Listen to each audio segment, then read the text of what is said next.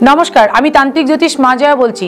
এই যে সামনে মহালয়া অমাবস্যা আসছে, এটাকে এক কথাতে কলাকাটা অমাবস্যাও বলে।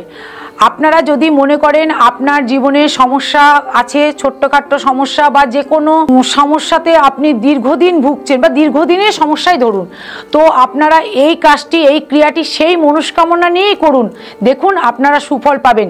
সেই অমাবস্যার দিন আপনারা অবশ্যই নিরামিষ খাবেন। নিরামিষ খেয়ে যে যার মনস্কামনা নিয়ে এটি করতে পারেন।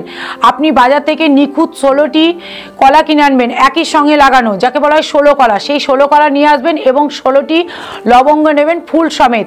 প্রতিটা লবঙ্গ আপনি সিঁদুর দিয়ে মাখিয়ে নেবেন এবং মাখানোর পরে আপনি ওই 16টি কলার মধ্যে একটি করে লবঙ্গ গেঁথে দেবেন। আর একটি করে যখন লবঙ্গ গাঁথবেন, আপনার নিজের সমস্যাগুলোকে বলবেন, মানে মনে মনে করবেন।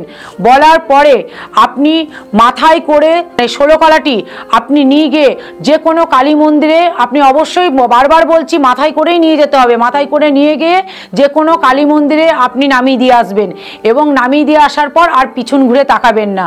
দেখুন আপনি সেই সমস্যা থেকে অবশ্যই সমাধান পাবেন এবং সুফল পাবেন। এই অমাবস্যাটা আপনারা কেউ মিস করবেন না, অবশ্যই ক্রিয়াটি করে দেখবেন। নমস্কার, ভালো থাকবেন, সুস্থ থাকবেন।